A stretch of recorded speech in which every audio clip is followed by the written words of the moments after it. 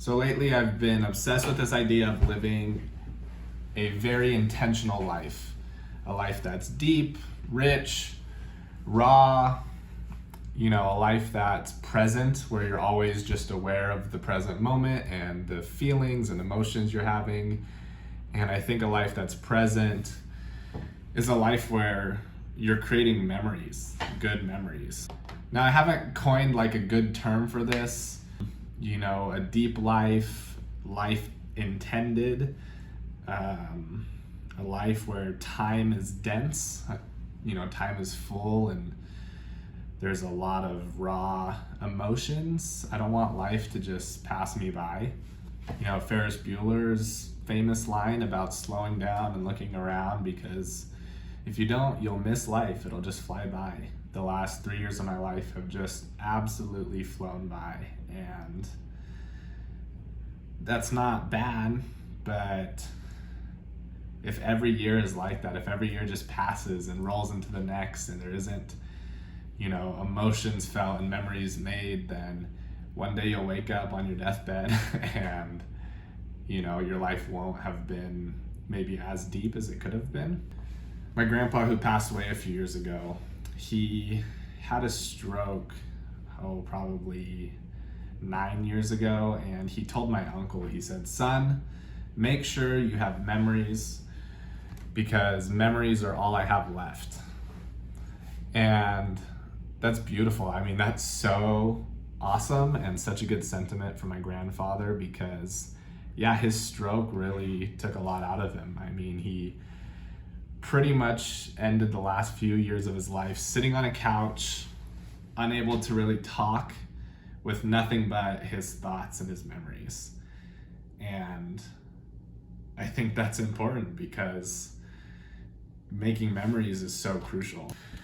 I think many people feel the same way. I think a lot of the younger generation, I'm 23 years old, we've seen what technology has done to us, and technology ultimately is a tool and it's a good thing.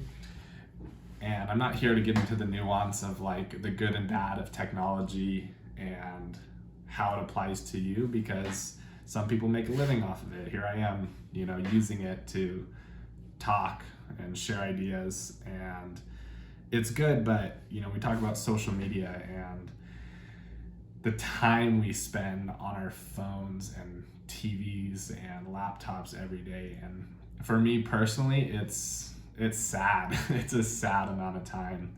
And I heard somebody ask the question recently, how many inconsequential days do you live?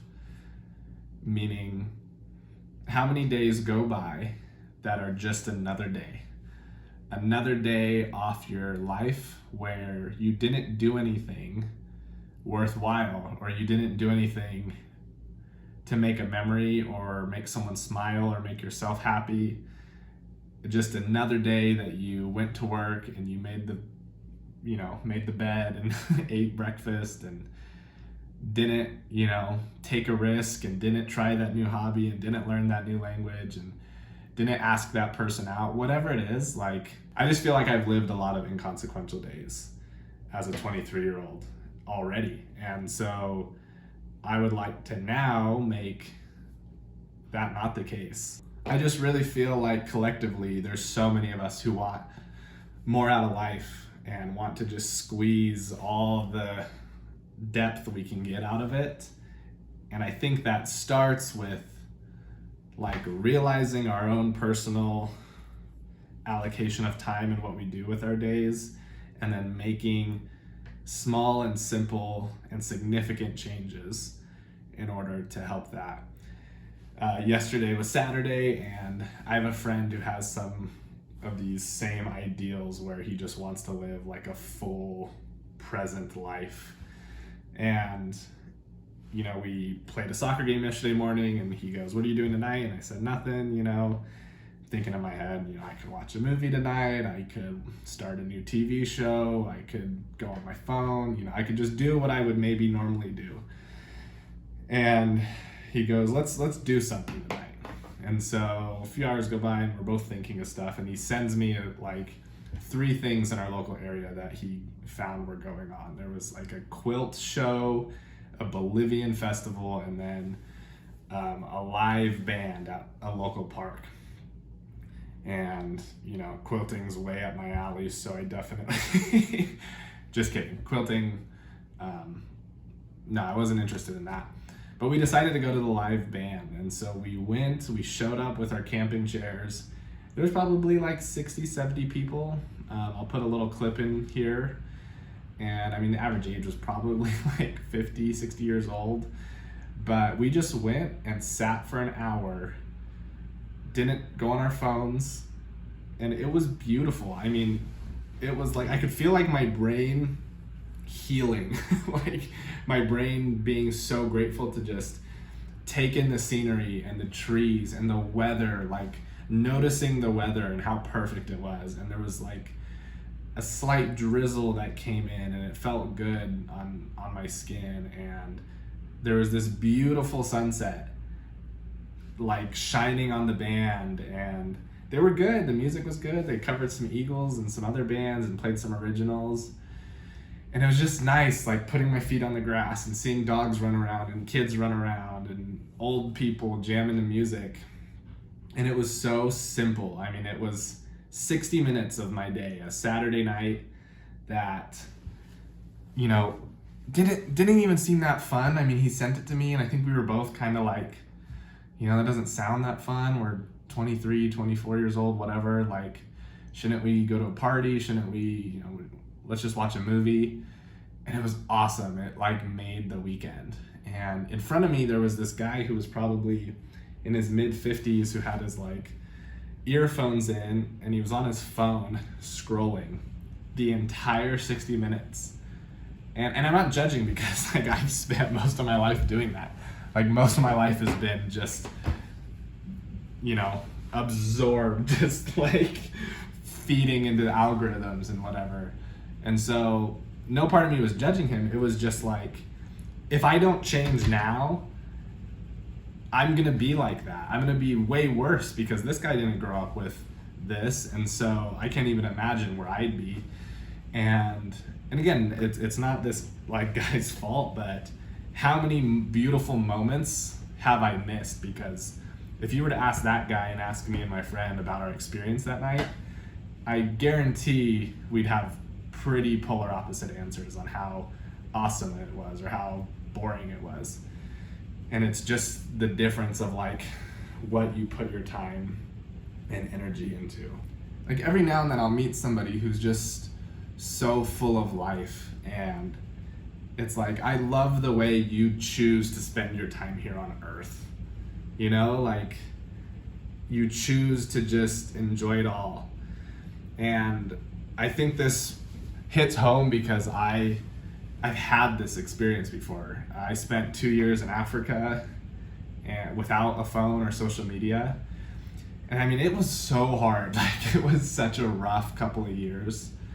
But those 2 years are the most beautiful memories and like closest to my heart, because every moment, the good, the bad, the ugly, the sad, it was all felt, and like there was no ability to just run away or distract yourself. You had to just always be present, and it enabled me to just have the most incredible time of my life, honestly. And so how do we recreate that here?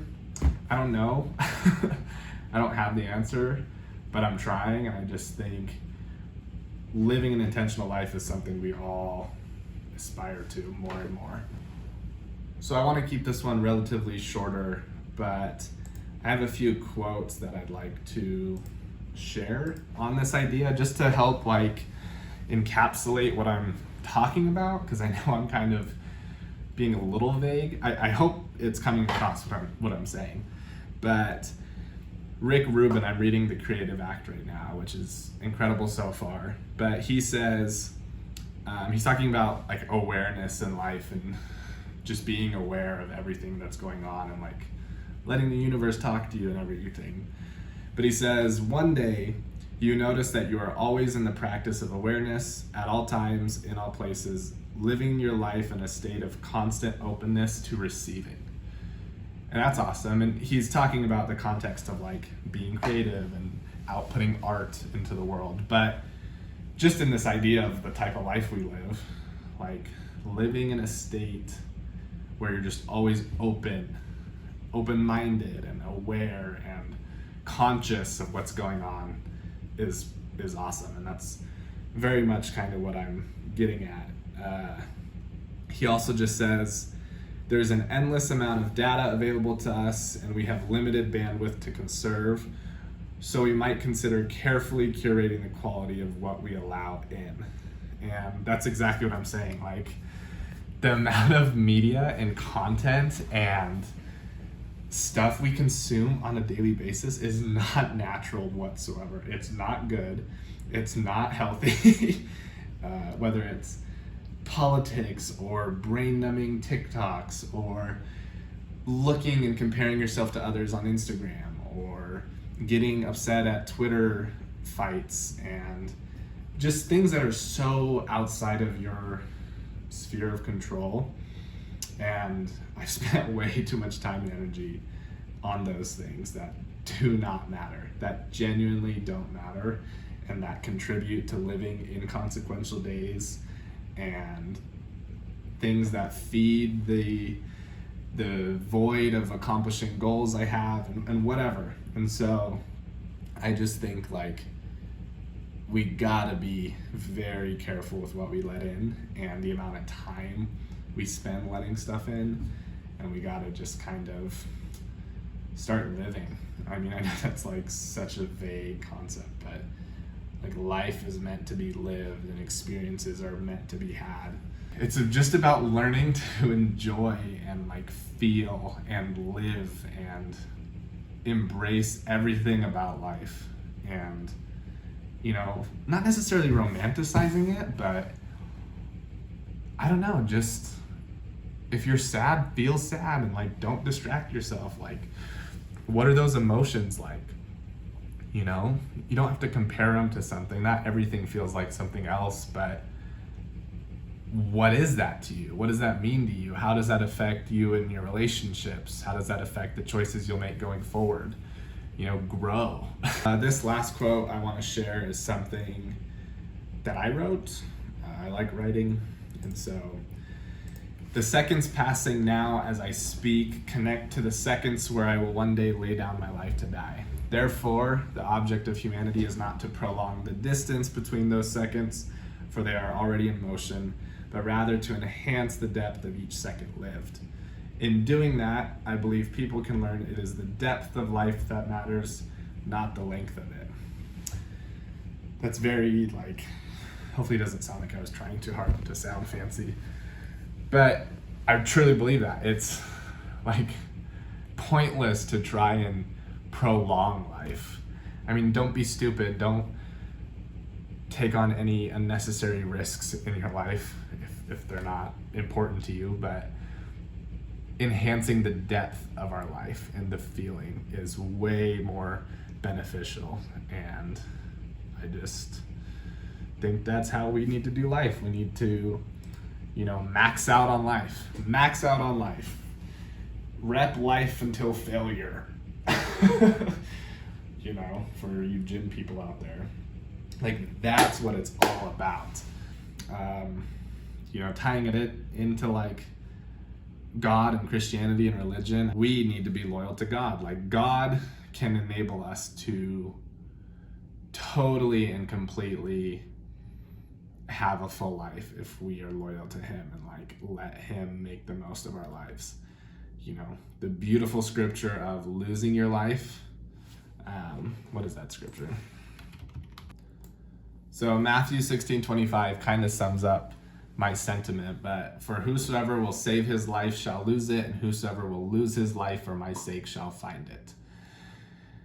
So if you just like turn your will to God's, get off of media, you know, at least get your screen time down, start living life more, and just, you know, God, how can I be of use today? How can I make someone's day? How can I live a more full and impactful and intentional life, he will definitely make more of ourselves than we ever could. 100%. Thank you for listening. Hopefully my ramblings made some sense. Sorry if I've been squinting this whole time. Look at this beautiful, look at that. I mean, that's what I'm talking about right there.